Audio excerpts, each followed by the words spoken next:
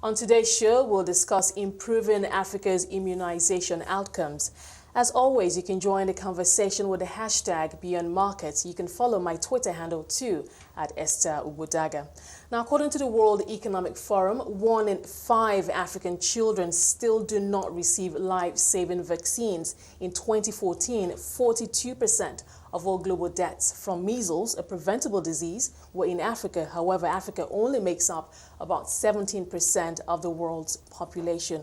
Although progress has been made, more still needs to be done to improve immunization on the continent. With Dr. Awele Elumelu, CEO, Avon Medical Practice, and Gavi Champion for Immunization, joins me now for this discussion. Dr. Awele, thank you so much. Pleasure to have you on the show today.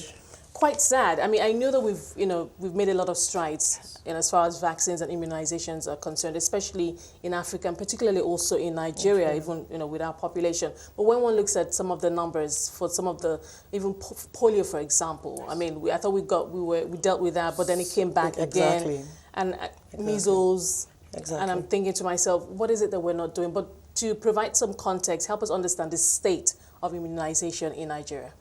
Okay, so basically the global goal is to achieve like a 90% coverage of immunizations. That is to make sure that you have 90% of the children who receive at least the 3 complete doses of the DTP, the diphtheria, the tetanus, and the polio, diphtheria, the tetanus, and the pertussis vaccine. In Nigeria, we are barely over 30%, and that's the national average. You still have it as bad as 2% in some areas in the north, and a lot of states are still under 10%. Fair enough, some states are maybe 70% or thereabouts, but you don't have any state that is actually more than 80%. So no state has actually achieved the global goal, but as a country average, we're only about 30%, which is quite bad. So what would we say? I mean, I imagine that some investigations have been done. What would we say, what would you say are the key barriers to achieving a higher percentage of coverage? So one of the main things we would find is a study that was done in 2016, and mind you, that was the first time we actually had a detailed study done with detailed data. One of the issues we've even had is even getting accurate data. So in 2016, under the chairmanship of the new executive secretary of the MPHCDA, the survey was carried out, and then it was found that most of the states are in the north. So what do we have? We have barriers like lack of education of the mothers. So our mothers are the ones who look after the children. We have barriers like lack of trust for immunizations and for healthcare facilities. I'm sure we've heard a lot of rumors where it's belief systems and all of that, exactly, religion and all of that. Yeah. Exactly. So there's so many things there, and then we have issues with even the human resources, the staff. We don't have trained staff who are able to carry out all that they need to do. We don't have the staff who are able to actually gain the confidence of the people they're actually trying to convince to come in for immunization. So we have all those. As well, we have things to do with even the supply of the vaccines. We don't have good cold chain system to ensure that we're maintaining our vaccines as we should. So there's quite a lot of issues that actually prevent us from achieving what we should be achieving. And not to talk of even the conflict areas that we all know that we have. That's contributing as well. Compounded issues. Yes. So I'm thinking, because the first point of call is the primary healthcare centers. Yes. Many of them in remote areas, apart from even the beliefs, just having that is strong, that's functional, as it were, primary healthcare center. And I'm thinking at that level, that's under the state, at least there's the state, we have a state government and a local government who are closer to the people. Yes. And I'm thinking, are they not empowered enough? Because when I hear the likes of the WHO and some other agencies, not-for-profit agencies who collate some of this data, who have actual contact with these people, and I'm wondering to myself, where's the missing link? They're not empowered. So we have funding is a big issue in the country, and it starts at the national level and trickles down through the state levels to the local government areas. There's poor funding for health and immunization in particular. Yes, we know that a few weeks ago there was approval for 1% of the budget to go to healthcare, which is commendable, but there's still a lot of work to be done. So we need proper funding, and funding is the baseline for it all, because without the funding, it's difficult to put the structures in place. Without the funding, it's difficult to educate the people who are actually doing this work. What about donor? Don't we have donor funding? is that, well, that's not significant? It's not significant enough. So you have donors who come in, but a lot of them, first of all, so apart from even the donor funding, you need the structures, you need the governance. So a lot of these donors you will find want to work with the government on ground. They don't come in and actually take over the work. They're not the ground, so they're not the foot soldiers. So we need government's input. We need government to put the right structures in place so that when these donors come in, they have a system with which they will work and operate to be able to deliver the immunization that we need. Okay, so how do we proceed? How do we move forward now? Because I was looking at some WHO statistics, and funny enough, it's not even just Nigeria. It's actually globally. You're looking at some statistics where they say global vaccination coverage is stalled at 86%. 86%, yes. 2016. So it would appear that we've had this momentum over the decades, over the years, and all of a sudden it's slowed. Why would you say it's? What do you think? Why would you say it's slowing down? Well, one of the reasons actually for this stall, as we would say, is when these donor countries or donors come in, there's usually an arrangement. It's not in perpetuity. So you find that they have arrangements whereby the countries are carried along, the countries are supported until they achieve a certain economic status.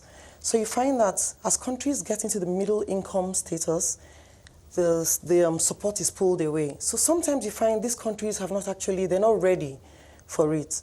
So there are a number of African countries who have achieved such status and have had the support pulled away, and they're not ready for it. So you find that they've achieved a certain percentage of coverage, but that starts to decline once they lose this support. It's, at the end of the day, it's still the countries. The countries have to be committed. So it's you a have matter to have of that political priority. will. Yes, yes. And I'm thinking, how do we solve the issue of priority? Because what's important to you, I mean, you make it a priority, and if you know that it requires additional funding, then you get the funding, and then you get the desired result. So the stakeholders, what can we begin to do? Because I know that now there's a big push for the private sector to get involved. Yes. At least let's get some private sector capital into this. What are your thoughts on that? Yes. So we have to continue to rely on advocacy to get the government more involved. But as you say, the government can't do it alone. The private sector is equipped. They have the ability, the know-how. They know how to manage systems. Well, I guess we should say a bit better than the government, but we still need the government. So I think the partnerships are very important. For example, we have a clear example, Gavi, the governor of which I'm the ambassador in Africa. This is a perfect example of a collaboration between public sector and the private sector. So they're an alliance made up of like the World Bank, the Bill and Melinda Gates Foundation, the WHO and UNICEF. Some of the people who are already involved in the immunization process. Okay. But they also work with governments. They have some donor governments. They work with different organizations and ensure that they bring together all the players, so to speak, to achieve what is necessary. They have a number of. I'm just trying to think of some partnerships that they have. To give you an example, so sometimes they partner with even things like they have this partnership with UPS. Where somewhere in Tanzania, where they partnered with them on using drones to deliver immunizations, deliver vaccines. In remote areas. In remote areas. So they have in Gavi, there are a number of such partnerships, which are very important. There's also the financing partnerships, the IFFI, so it's like international funding partnership, whereby they can actually buy stocks on the capital market. But these are backed by long-term donors. So there's a lot of innovative ways that Gavi is trying to fund most of this work that's needed to be done. Okay, let's quickly talk about, because I'm also thinking to myself, where does that leave the Global Vaccine Action Plan? We're meant to achieve that by the year 2020. That's just what, 2 years away? A few years away. Well, in 2018, two years to go, and the plan is to get millions of children vaccinated, and of course bring down those numbers. And I'm wondering to myself, where does that leave us? How do we get that begin to get that momentum? It really is a problem. Does it now lie mostly now in the hands of the private? I know you've said, we have need the support of the government, but would you say that now, because of issues like poor funding and maybe a bit of misplaced priorities, we need to now put more pressure on the private sector? For sure. Global Vaccine Action Plan, fantastic initiative, but then it's still a problem. Most of the other countries in the world were able to achieve this, but we find that only about 36% of African countries were able to achieve this. So again, we still need the private sector to come in to help us to achieve this, so that we're not lagging behind, so that we're not falling short of the achievements we've set as a global community. How about putting more pressure on the government? We've talked about it, I mean, Gavi, and it's also an advocacy group. How about putting more pressure on the government? Because this is not just a Nigeria problem. No, but unfortunately, when you look across the countries that have these problems, many of them are developing nations. Yes, many of them are, per capita income, poverty, high poverty levels, some in conflict. So, but then at the end of the day, one still has to hold those governments accountable. So would you say that on the advocacy side of things, we need to step that up? Who can begin to lead that charge? I had mentioned that, yes, we need to really continue this advocacy issue because we need the government. So we already have people like all the donor companies and donor associations, the Gavis, the MPHCDA, trying to apply pressure. But it's not enough. We can only continue. We have to continue to try to apply that pressure. The governments are not listening. The body language is just not right yet. I think the problem is they don't understand your experience. What do you see? They haven't truly understood the importance of a properly functioning health sector. I think that's the problem. And until they come to understand and appreciate the need for that sector, there's so many, we understand that there's so many things the government has to do. But the government needs to understand that a healthy nation is a wealthy nation. And until we learn to lay emphasis on the health sector, we won't make much of a progress. So I think that's the main thing. The advocacy has to continue, the pressure has to continue in the belief that someday enough attention will be given to the health sector.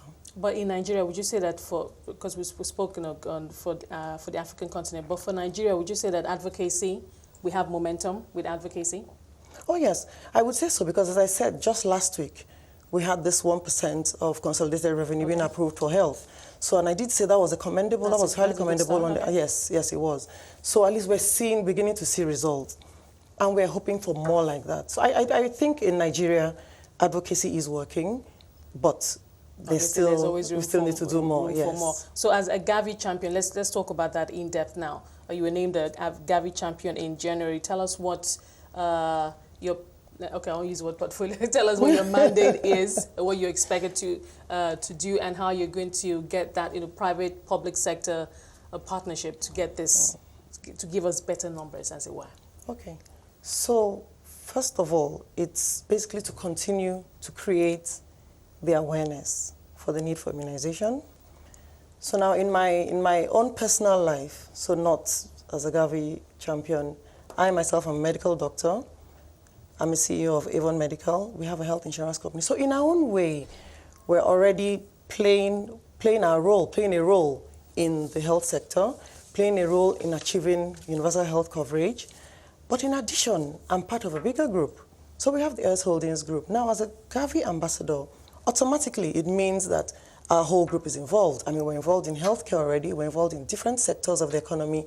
And through that, we're already looking at ways in which we can also work out innovative ways of supporting the work of Gavi. Take a quick break and we'll be right back with the rest of the show. Join us again. Still with me in the studio is Dr. Awele Elumelu, CEO, Avon Medical Practice and Gavi Champion for Immunization. And we're continuing the discussion on improving Africa's immunization outcomes. Dr. Awele, thank you so much for your time so far. Thank you very much. We're talking about Gavi and we're talking about some of the innovative ways to get both the private and public sectors to join in the I won't say fight, join in the move to get those numbers up. But let's talk about Gavi's 5-year strategy. I know 10 million children, African children, or in the Gavi, countries where Gavi is present, to have those children immunized. Tell us about that. So Gavi was set up in the year 2000, and then between 2000 and 2015, the mandate succeeded in immunizing 500 million children, and in essence, preventing about 7-8 million deaths. 2016 to 2020, there's a strategy that has been set up by Gavi. And in this strategy, the plan is that a further 300 million children will be immunized. And then, in that, we're preventing another 10 million deaths. So that's the plan. The donors at that 2016 strategy agreement brought together $7.5 million towards this. So that's actually a strategic plan. Now, about halfway through the plan, a total of about 640 million children have actually been immunized, and about 9 million deaths have been prevented so far. So Gavi is well on the way to achieving that target that was set in 2016. Well, let's digress a bit. I wanted to talk about polio. Okay. We mentioned polio earlier. This was something we were able to completely eradicate, yes, but then for some reason it came back. Now I've heard experts say that sometimes it's imported, because people move about, and then you bring in a child or a family, and then they're infected, and then it spreads. But I'm thinking, how do we, when we eradicate a disease, how do we ensure that that disease does not come back, even if we can't stop people from traveling and moving about? Simple. We have to make sure we continue with our routine immunizations. We must make sure we carry on with these. So yes, we said we had eradicated polio, but one factor, as you said, is travel. We never know we live in a global village now. So if we don't maintain and keep up our routine immunizations, we're always at risk of all this happening again. So a lot of people will say, oh, I'm fine, I don't need it anymore. But that's not the case. You must continue this immunization. There's a certain thing called herd immunity.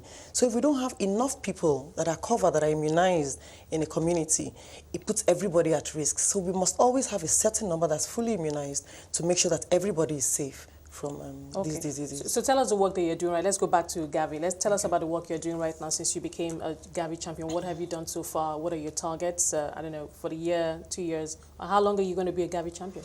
Okay, so the Gavi Championship, what we've done so far, basically, as I said, the aim really is to increase awareness, to get the word out there, as well as to try and garner more funding.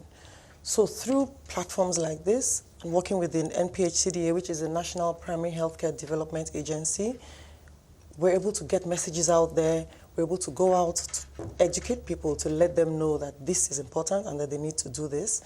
There's also the funding aspect.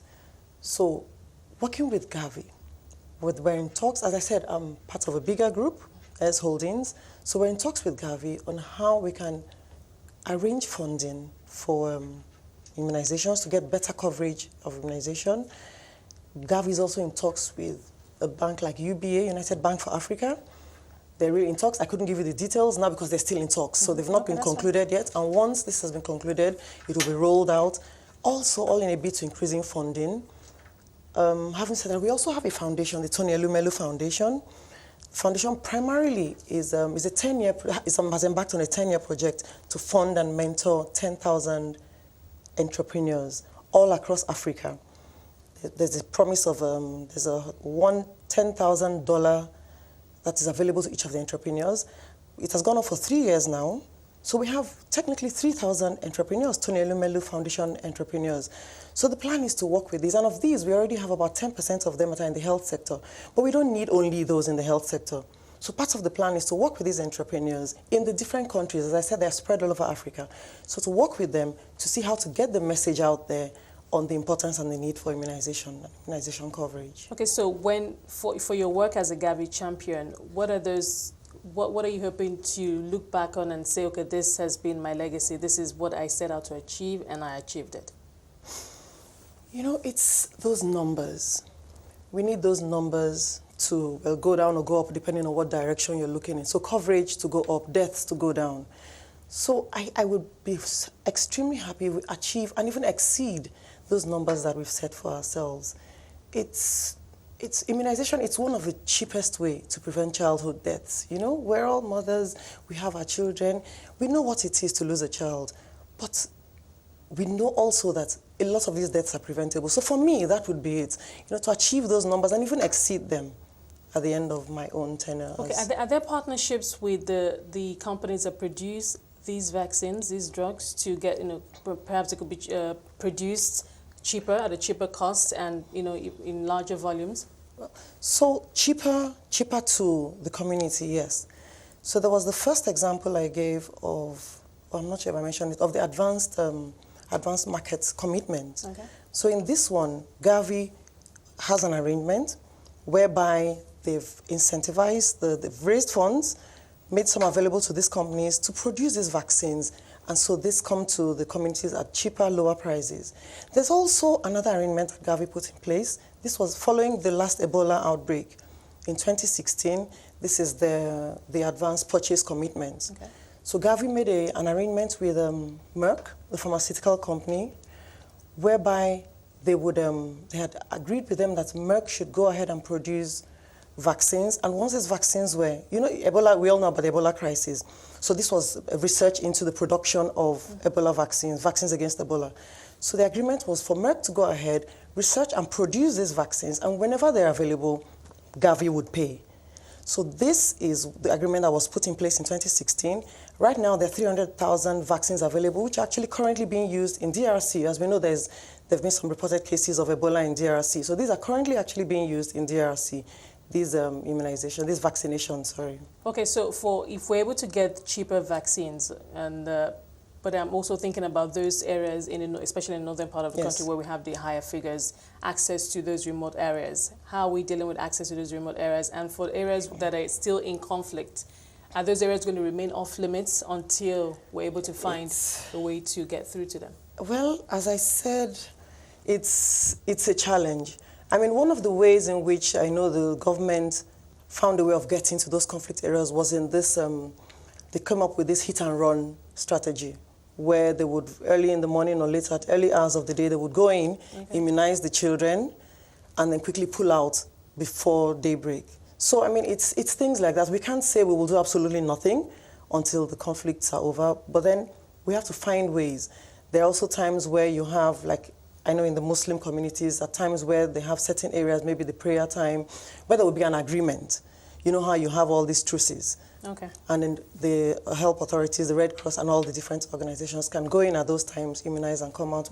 We have to just keep trying in whatever way we can. Now, for the belief systems, because I'm thinking that sometimes speaking to the elders, the community leaders, the chiefs, heads of the communities, speaking to them or trying to reason with them, is that also an approach that's been explored? Oh, yeah, it's been done. Not only being explored, it's actually been done already, because if you can get the leaders, as you said, the belief system, if you can get the leaders of these religions to buy in, then you stand a better chance.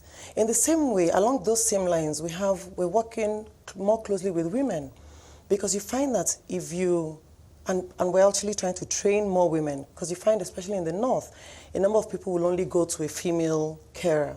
So there's more focus being placed on training more female health workers, and also even getting the women in the community, training them, educating them so that they themselves can pass on this information to their fellow women. Okay, now, not so long ago, we had a conversation, especially when Bill and Melinda Gates, when Mr. Bill was in the country, and they talk about human capital development, placing priority on healthcare on the one hand, and of course, education.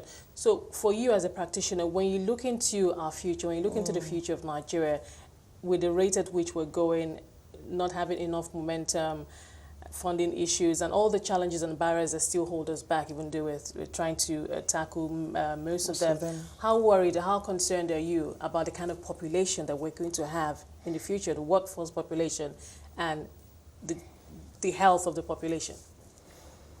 It's very worrying, because the population is growing at an extremely rapid rate. All the support systems are not growing. Either they're not growing or they're not growing at a commensurate rate. So it's very worrying. Good thing is, with the health insurance that has come up now, it also makes it possible for people to have a bit more access to healthcare.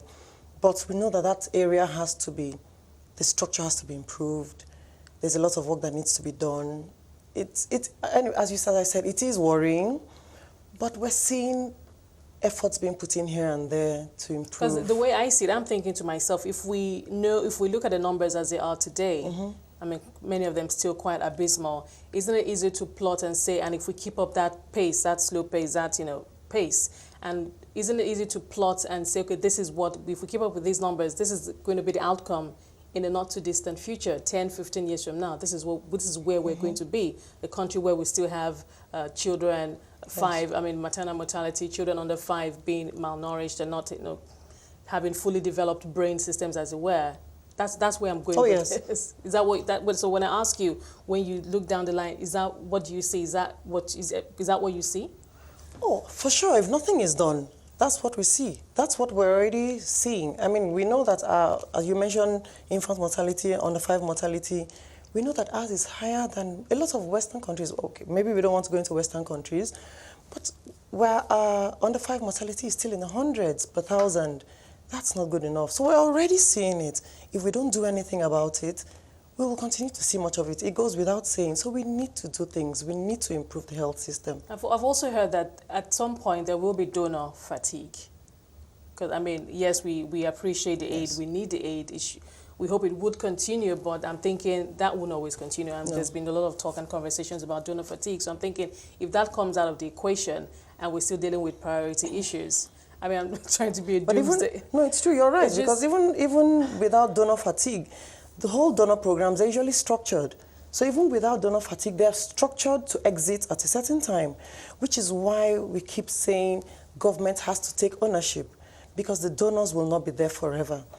Government has to take ownership, but as we've also said, the private sector has to rise up and support government. Okay, so it has to be a partnership. The government has to be there, the private sector has to be there, because the donors will exit, fatigued or not, planned exit or exit due to fatigue, exit is for sure certain. So I guess we just hope that, I mean, leaning on the private sector now, going forward, that we can, get more benefits from that, and hope that the private sector can come through.